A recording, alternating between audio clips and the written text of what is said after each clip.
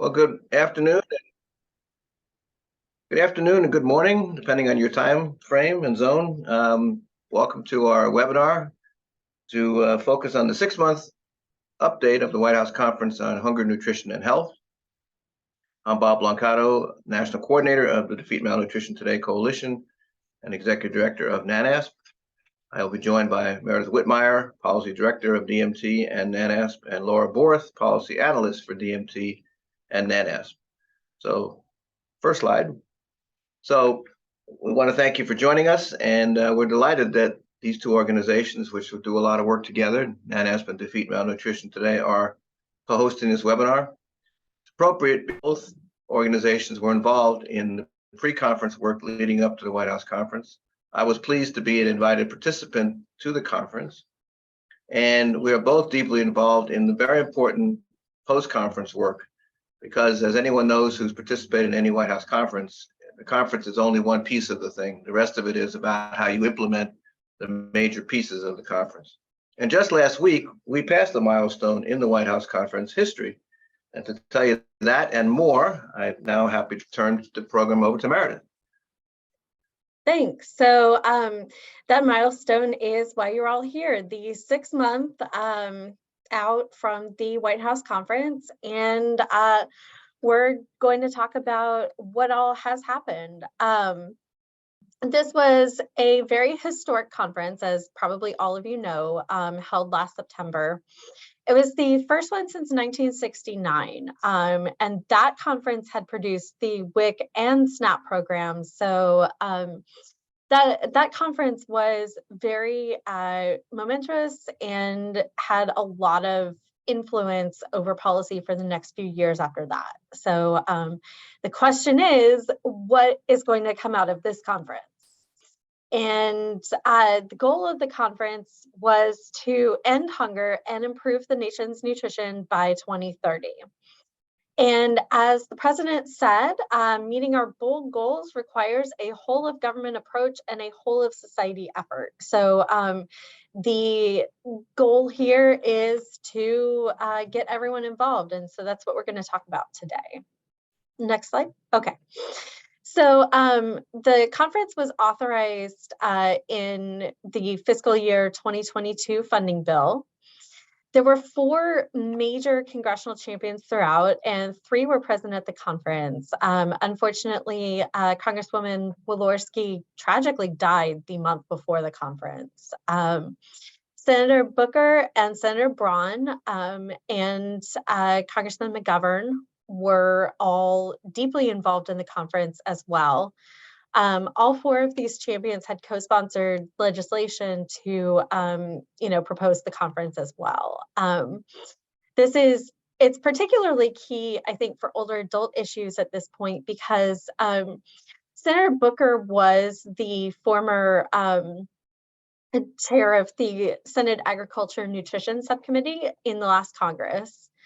Congressman McGovern he's a strong nutrition history, has been incredible in advocating for the Older Americans Act nutrition programs, and himself also was on the House Agriculture Committee, serving as Nutrition Committee chair at that time. And then Senator Braun is now ranking member of the Senate Aging Committee. So I think it's really important to note that, in the older adult nutrition space, we have Senator Braun as a new hopeful champion of our work as well. Other strong supporters of the conference were Senator Stabenow, who is chair of Senate Agriculture, which is overseeing the Farm Bill, and Congresswoman DeLauro, who is now ranking member of the Appropriations Committee, and that oversees the funding for all these programs. And there were nearly 500 attendees. So the conference was organized around 5 pillars: improving food access and affordability, integrating nutrition and health, empowering consumers to make and have access to healthy choices, supporting physical activity for all, and enhancing research. So, quite a few various goals here, and quite a few of the recommendations really included some older adult issues. So the Older Americans Act Nutrition Program, of course, very important to older adult nutrition in general. The national strategy released at the conference recommended an increase in funding. The national strategy also included recommendation for universal screening for food insecurity in federal health systems, so Medicare, Medicaid, VA services, as well as incentivizing other payers and providers to screen for food insecurity and other social determinants of health.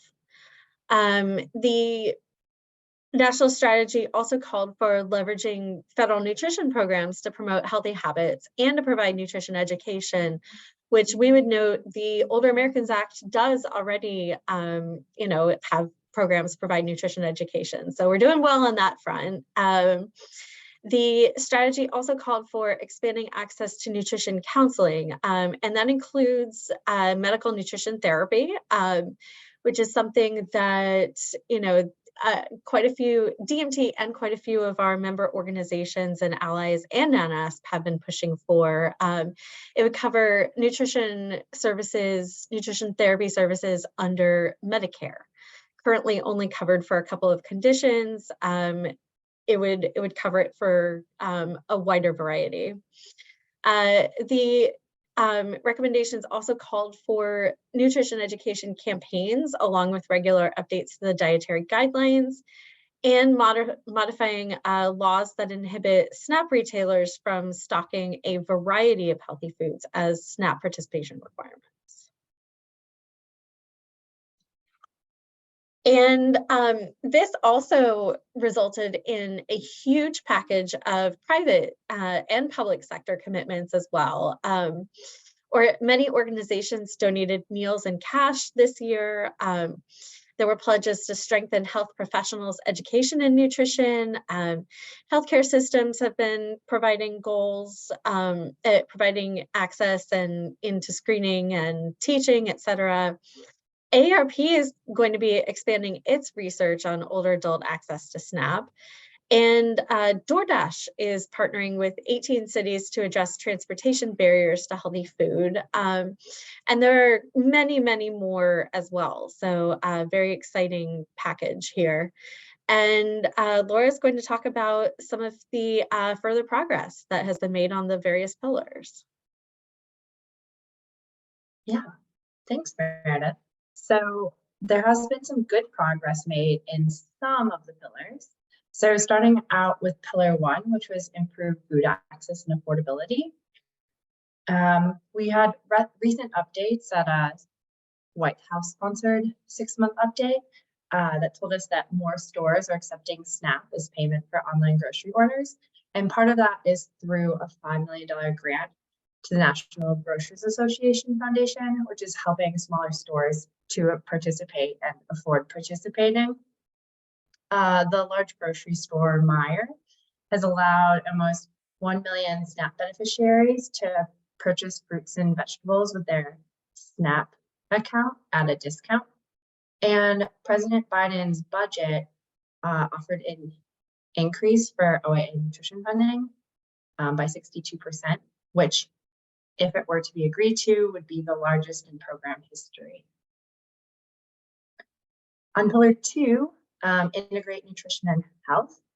CMS Food as Medicine pilot programs have been popping up across the nation to cover medically tailored meals. And this is using the Medicaid 1115 waiver. So this is already in Arkansas, Oregon, and Massachusetts. And just recently, New Jersey approved this to cover housing, nutrition, support, medically tailored meals, or 30 days of groceries, depending on the case. CMS is also asking for feedback on nutrition coverage for Medicare, and DMT submitted comments on this, of course, in support. And the President Biden's budget included nutrition counseling for Medicare. And a hopeful thing in the progress is that the Medical Nutrition Therapy Act has been introduced in the previous Congress, and we're hopeful that it will be reintroduced as part of this pillar. For pillar 3, Senator Casey has had a lot of work in this space. There was a new bill introduced by Senator Casey to amend the Food and Nutrition Act to streamline access to SNAP for older adults and adults with disabilities. It's also known as the Senior Hunger Prevention Act. There was a new bill introduced to repeal the able-bodied work requirement in SNAP. This requires adults without dependents to have enough, a certain number of work hours per month as part of their eligibility for SNAP. Senator Casey is developing a bipartisan task force bill, which would basically create a intergovernmental coordinating council or task force on senior and those with disabilities and combating hunger. And then there's the potential here for actions in the Farm Bill. There was a hearing recently.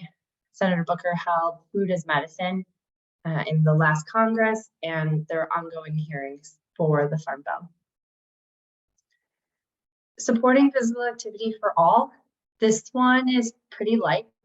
And in the original conference, it was pretty light on older adult specific recommendations. But one movement in this space is that the co-chairs for the President's Council on Sports, Fitness, and Nutrition were announced, and they're going to be involved in ongoing efforts for the White House conference. And then the 5th pillar on nutrition and food security research, the USDA held a national summit on nutrition security and healthcare, and is holding 7 regional summits on the intersection between healthcare and nutrition in partnership with ProMedica and the Root Cause Coalition. And then Instacart is launching new studies, and the presidential budget includes funding for nutrition research. So a decent amount of progress in this pillar, especially considering that research can take a while. And with that, I will turn it back over to Bob. Thank you, Laura.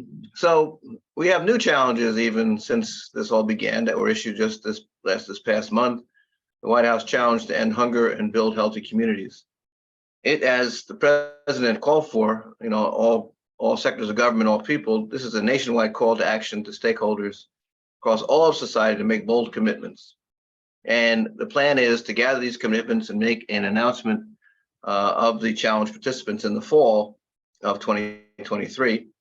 And during the course of March, which is National Nutrition Month, of course, the guidance on using dietary guideline statements on food labels was issued, and a proposed rule from the Food and Drug Administration on allowing more foods to use salt substitutes, which affects some 140 standardized foods. So looking forward on the next slide, we want to see a number of the things that were talked about by Meredith and Laura to be moving forward. So one, of course, is the Farm Bill, which has been talked about a number of times, and it will be key to moving elements of the national strategy from the White House conference forward. I think what you have to focus on is the fact that the Farm Bill is the largest domestic bill likely to come up in this Congress. And we can anticipate from what we've read already, it's going to be a tough fight to reauthorize the Farm Bill. It's every 5 years they do this. And what will be at the center of the controversy will be the SNAP program. And even before we get to that point, we have an immediate issue that has pretty much been completed, which is the reduction in pandemic enhanced SNAP payments for people across the country. And a number of states and everybody was pretty much done with getting rid of these enhanced benefits, which is particularly troublesome for older adults who often get the lowest and the minimum benefits in the SNAP program. And we've seen basically the situation where an individual goes from having $250 a month to spend on food because of these enhanced benefits, going down to $23 a month for food, unless something were to change. And, you know, we have concerns about that. I was proud to join my colleague Ramsey Owen, the CEO of the National Council on Aging, in an op-ed that was published in The Hill, addressing this very issue, which seems so ironic that during National Nutrition Month, we had over 40 million Americans facing deep cuts in their SNAP program. So we don't know where this is going to end up and how it's going to get addressed, but it is one of many unknowns that we're facing right now. We have talked a little bit about the president's budget, which was the first step in releasing the activities around FY24 funding. And there I go. I forgot my video. There we go.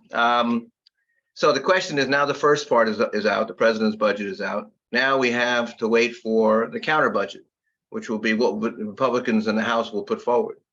And will it contain anything resembling the president's budget? There are all kinds of rumors about cutting spending to achieve raising the debt ceiling. There's talk about reducing it back to fiscal year 22 levels.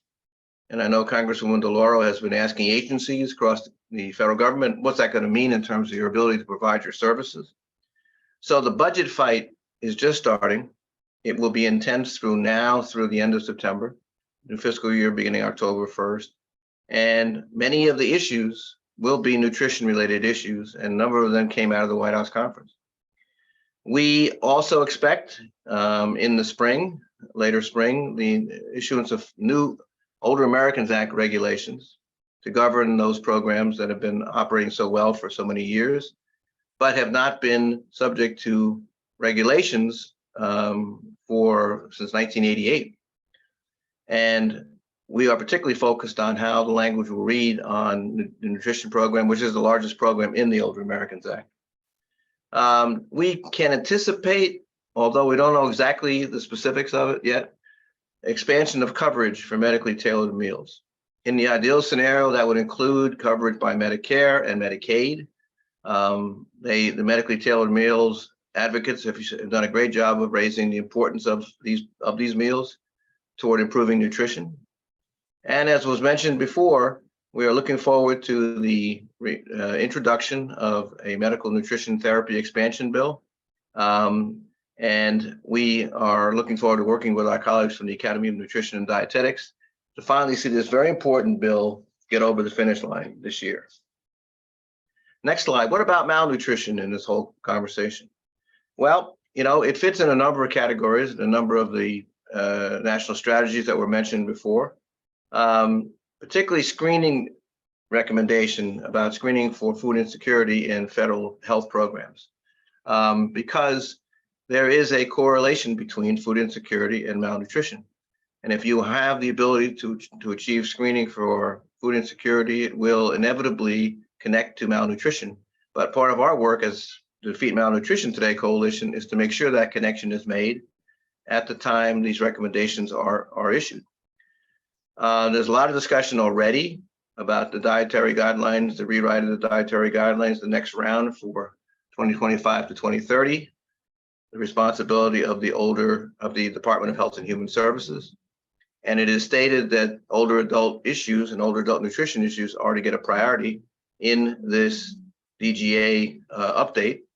And we have had conversations with folks like Sarah Booth from Tufts, who's on the committee dealing with the DGAs. And, you know, remembering, of course, that 1 in 2 older adults are at risk for or have malnutrition. That has to be factored into how we address that issue in the dietary guidelines. A report that our coalition worked with Senators Murray and Casey, have the Government Accountability Office issued a report called Nutrition Assistance Programs.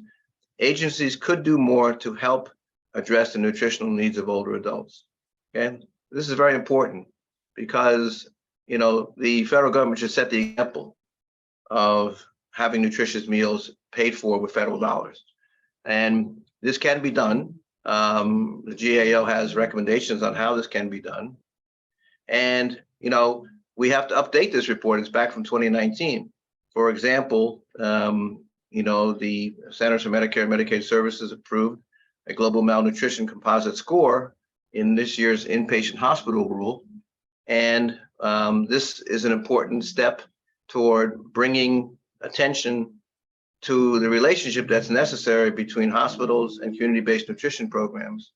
For those individuals who are diagnosed with malnutrition, an essential part of their care plan is what happens when they leave the hospital in terms of having access to nutrition to avoid readmission. So we are monitoring this score as it is being implemented across the country. And of course, features of the Medical Nutrition Therapy Act have relevance to malnutrition as well. So how do you get involved?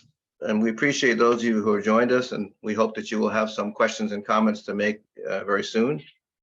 The Secretary of Agriculture did say in his opening remarks at a recent Nutrition Security Summit, hunger and diet-related diseases are almost entirely preventable, but we can't fight this battle alone. And this is not a new development. This is not a new statement. This has been known for some time. There's research that's shown this over the years, but it's taken a long time, as many of you who are on this webinar know, to make the connection between nutrition and good health. They've been siloed for too long. This White House conference is the opportunity to put them together in a meaningful way. And then, you need to be involved in the Farm Bill in this sense. You should examine what positions that you are supporting, what you'd like to see, and be able to communicate them to the key players who will produce the Farm Bill. On the Senate side, you see the names there: Senator Stabenow, Senator Boozman, Senator Fetterman, who we're happy to see will be returning to the Senate in April 17. And of course, Senator Braun, one of the 4 leaders of the White House Conference on Hunger, Nutrition, and Health. But the Farm Bill is the vehicle that could do a whole lot to see the reality of the White House Conference come true. On the House side, Chairman Thompson from Pennsylvania and Ranking Member David Scott from Georgia. Not only do you need to communicate to them, but you should also have your own members of Congress communicate to their colleagues about your priorities and what you want to see from this Farm Bill. You should become involved with the Medical Nutrition Therapy Act through the Academy of Nutrition and Dietetics. If you know registered dietitians in your area, you work with them, collaborate with them on pushing to get this bill finished and adopted this year. You need to help push for implementation of state-level recommendations, including implementing SNAP waivers, increasing funding for the Older Americans Act programs, and requesting Medicaid waivers for nutrition demos. This is one of the more exciting spaces that we're in right now. The approval of waivers to allow for, an expansion of coverage of non-medical services for individuals in both Medicare, mostly through Medicare Advantage and Medicaid. States have good ideas, and the waiver is the means of having the federal government support and endorse those good ideas. And then finally, something that many of us have always said we need to fix is the paradigm on food pricing. And especially if you think about the reduction in SNAP benefits alone. If you go from $250 a month to $23 a month, what are you going to be able to afford with $23 a month? Food with poor nutrition, because it's cheaper. The paradigm means we need to switch the order of things so that good foods with good nutrition and nutrients should be priced competitively with food with poor nutrition, which is not the case now. And whether this requires some changes in the government policies or some subsidies, we need to do something, because if we're not going to make any headway unless we have this paradigm shifted. So going back to the Farm Bill, I just want to mention a couple things in terms of the priorities of both DMT and NANASP in the Farm Bill. And many of the provisions that we are happy with are contained in Senator Casey's new Senior Hunger Prevention Act of 2023, which we were delighted to see introduced last week. We want to see for older adults and adults with disabilities, extending the SNAP certification period from 24 to 36 months, streamlining and standardizing medical expense deduction, increasing the important monthly SNAP benefit amounts from 8% to 33% of the cost of the Thrifty Food Plan, to 1/3, which would raise the minimum for one person household from $23 to $95. Let me focus on that for a minute. You know, one of the struggles that we've had over the years in getting older adults to enroll in SNAP, despite all the great efforts of groups like NCOA and AARP, is that when they see what the minimum benefit is, it's not much of an incentive. Yet it's still important to have this additional ability to be able to purchase food. So raising the minimum benefit would be a great inducement to getting more older adults into the SNAP program. And also streamlining the application and certification process for SNAP if all adult household members are elderly or disabled and have no earned income. It should not be as complicated as it is today. We need to establish a pilot program to provide grants to raise awareness of SNAP. You know, it is still a reality that too many people of all ages, but especially older adults who are poor, don't even know what they're entitled to, don't even know the programs that they could be able to get. We need to find a way to raise awareness about SNAP to those people who need it. We need to have public-private partnerships between USDA and authorized SNAP retailers and community-based organizations to support free or low-cost food delivery.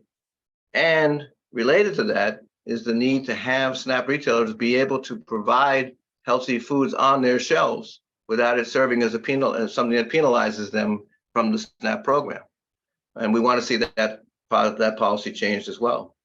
And we want to see increased funding for the Commodity Supplemental Food Program, which is an all seniors program, and one that has, for those who enjoy this program, it's critically important to have this additional portion of food that they can get very easily. And the Senior Farmers Market Nutrition Program, which, you know, for all the years it's been around, it's one of the greatest federal win-win programs that ever existed. It gives low-income older adults access to fresh fruits and vegetables, and it gives our small farmers a new market to sell their products. And the only thing wrong with this program is it's underfunded. We need to see this thing increase its funding. I think the president's budget is calling for that, and we're looking forward to seeing that number rise. So finally, in the last slide, I want to talk about, you know, the term nutrition security, getting a lot of attention. It was just actually the subject of an article in Health Affairs this past weekend. And it is a viable goal for our nation to focus on nutrition security for our nation, meaning having consistent access, availability, and affordability of foods and beverages that promote well-being, but also prevent disease and conditions like malnutrition. And by following the strategies that were proposed at the historic White House conference, we can shift from our current policy of subsidizing poor nutrition to allowing good nutritious food to be just as affordable and accessible. And the lead has to be taken by the federal government in this instance. Okay, with all the federal dollars that go into nutrition programs, it should be taking the lead. And our focus, of course, is on further investment for older adult nutrition. But the overall policy goal is to promote good nutrition throughout the lifespan. And we have to also emphasize you cannot have nutrition security without addressing the rising rates of malnutrition for people of all ages. And so we would like to see this policy, this goal achieved. The White House conference is the vehicle to help get it started, but all these other bills that I mentioned that are following the White House conference need to be passed and funded properly so we can say nutrition security is it within our grasp. And so our last slide is our resource page for you. We'll keep up as we move to Q&A. I think I will turn it back to Meredith to moderate the question and answers. Sure, and we'll post this slide online because I realize these are, we'll post these slides in general online. I realize that these are links that you can't click on from this recording. So we have a question. Is there any activity for malnutrition risk screening bundled with that food insecurity screening? These both need to be done, especially for older adults and those expecting major elective surgery to screen to prevent the malnutrition in the first place. Many are malnourished without food insecurity. Well, I'll take the first crack, and Meredith, I know you and Laura have thoughts too. Yes, and that's what I talked about earlier. When we get to the point of implementing these recommendations on screening for food insecurity, hand in hand has to be just what you're talking about, is malnutrition screening in a way that is common, more common than it is today. So we are supportive of that approach. We want to monitor how the recommendation is done. And but you're absolutely right. The interrelation is there between food insecurity and malnutrition. Meredith? Yeah, and I would just echo all of that and also tag on to say that, I think the malnutrition screening quality measure is a great start, but getting the uptake is really where the issue is going to lie.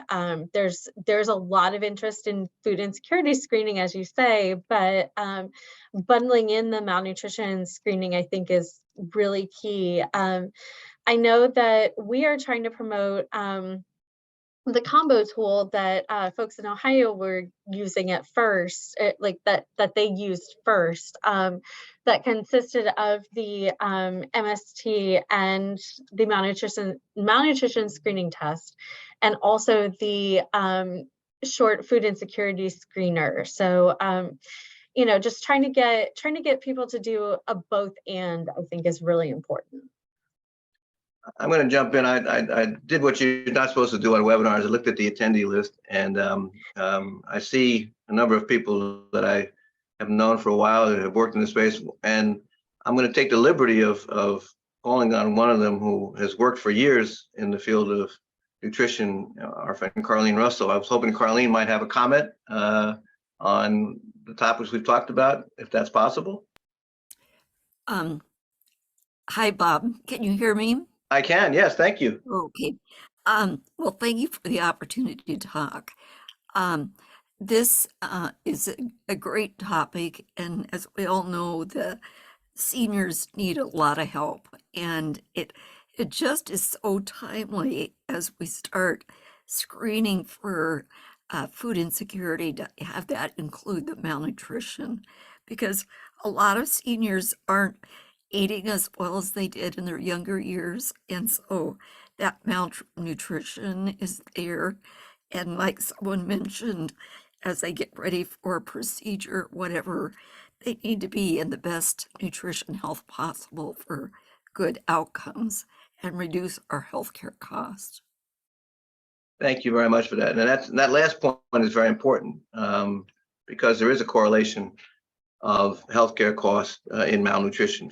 $50 million, $50 billion, I believe it is, that relates to malnutrition. And it's also important to recognize that in this policy where high rates of readmissions can penalize hospitals, having a quality measure that can diagnose malnutrition could end up leading people from having to be readmitted if they have a care plan in their communities, which is something we're all trying to strive to get those relationships built between hospitals and community-based nutrition. So, sorry, Meredith, I jumped in on that one. No, that's fine. We don't have any other questions in the Q&A box, but just, if anyone has anything else, pop it in the Q&A. You can also, I believe, raise your hand, and I can unmute you as well.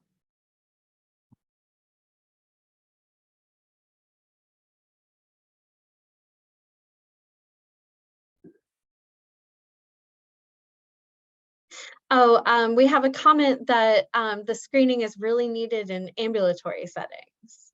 I agree.